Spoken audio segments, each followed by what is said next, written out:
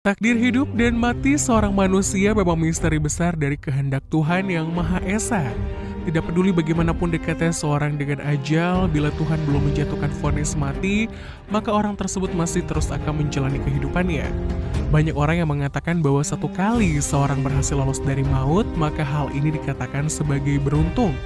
Namun apa jadinya bila manusia tersebut berulang kali mengalami hal serupa? Ada beberapa manusia di dunia yang melawan ketidakmungkinan dirinya. Bahkan ada yang sampai selamat dari sebuah kejadian yang mustahil untuk seorang dapat selamat. Dan berikut daftar manusia yang selamat dari ketidakmungkinan.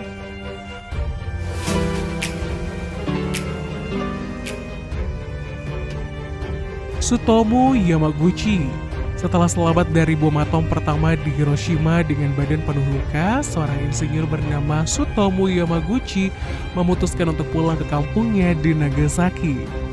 Sesampainya di sana, bom atom kedua kembali menghantamnya dan ia pun dinyatakan selamat.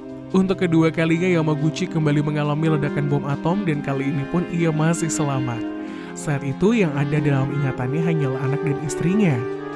Mengingat akan hal tersebut, ia pun bergegas pergi dari reruntuhan kantornya menuju rumah. Ketakutannya memuncak ketika melihat satu sisi rumahnya telah menjadi puing-puing, namun ternyata istri dan anaknya yang saat itu berusia 5 bulan selamat dan hanya menderita luka ringan. Hari itu istri Yamaguchi bersama bayinya pergi keluar rumah guna mencari salep untuk obat luka bakar suaminya.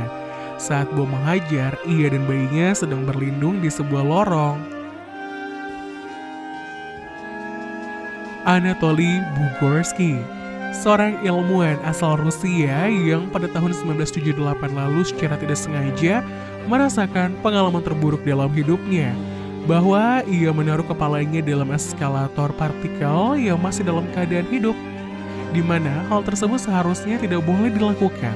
Semua bermula saat ia bekerja di Institut Fisika Energi Tinggi di Protvino, dekat Serpukhov, Rusia, menemukan sebuah masalah dalam mesin akselerator partikel di sana. Untuk mengecek masalah yang terjadi, Bugorsky memasukkan kepalanya ke dalam mesin tersebut untuk melihat kira-kira apa yang bisa diperbaikinya. Tanpa diketahui Bugorsky, ternyata mesin tersebut masih dalam kondisi menyala. Saat kepalanya dimasukkan, ternyata melewati berkas proton atau proton beam yang tidak terlihat sehingga mengakibatkan otaknya tersengat. Saat itu ia mengaku tidak merasakan sakit, namun ia melihat kilatan cahaya yang lebih terang dari 1000 matahari.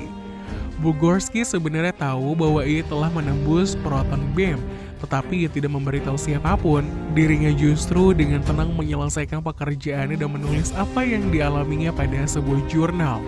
Lalu dengan sengaja menunggu gejala apa yang akan menimpanya. Pada malam harinya ia merasakan sisi kiri wajahnya mulai membengkak sehingga ia tidak bisa tidur dan memutuskan untuk pergi ke dokter. Hasilnya Bugorsky dilarikan ke Moskow dan dirawat di klinik khusus yang menangani korban keracunan radiasi.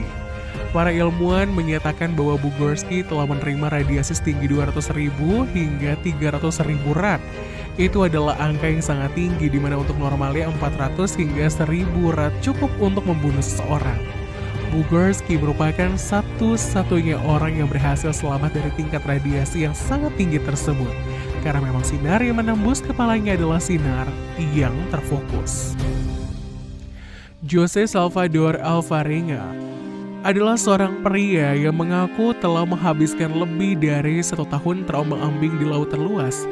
Dirinya tiba di Majuro, ibu kota Kepulauan Marshall, dan terlihat seperti orang yang memang hilang selama setahun. Alvarenga mengatakan bahwa ia tersesat setelah memancing hiu di lepas pantai Meksiko.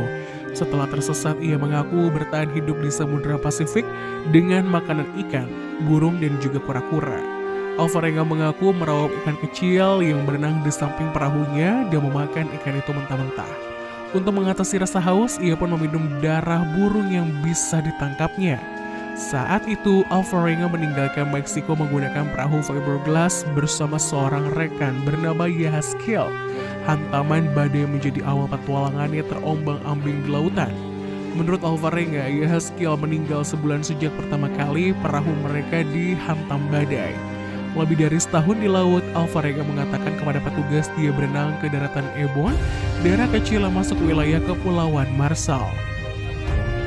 Carlos Rodriguez, juga disapa Sosa, adalah seorang pria yang kehilangan sebagian besar otak dan tengkorak kepalanya setelah mobil yang dikendarainya mengalami kecelakaan mengenaskan.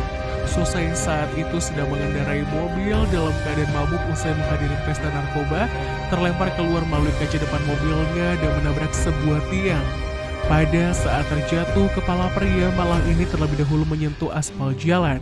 Akibat kecelakaan yang dialaminya itu, dokter terpaksa memotong sebagian besar daging dan tulang kepalanya agar Sosa dapat bertahan hidup.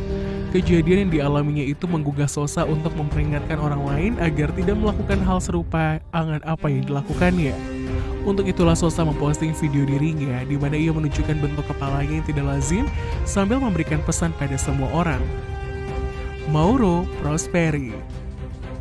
Pria berhasil selamat dari kejamnya gurun Sahara setelah tersesat selama hampir 10 hari di gurun tersebut.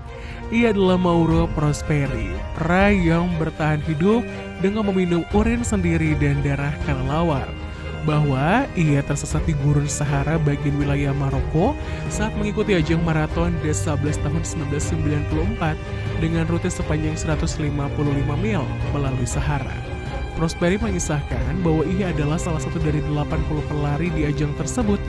Usai badai yang menimpanya di gurun itu, ia pun mencoba mengetahui posisinya, namun ia menyadari bahwa ia sudah tersesat di tengah-tengah gurun tanpa perbekalan yang memadai. Setelah tahu bahwa ia tersebut, hal pertama yang ia lakukan adalah buang air kecil di sebuah botol air. Sebelum tersesat, ia sempat diberi air tawar di pos-pos pemeriksaan dan ketika badai menghantam, ia hanya punya setengah botol air yang tersisa. Setelah beberapa hari bertahan dengan urinnya sendiri, ia pun menemukan kuil di mana Muslim Baduy memberinya tempat berteduh. Dirinya makan beberapa ransum dan mengambil beberapa ekor kelelawar untuk dimakan dagingnya dan diminum darahnya.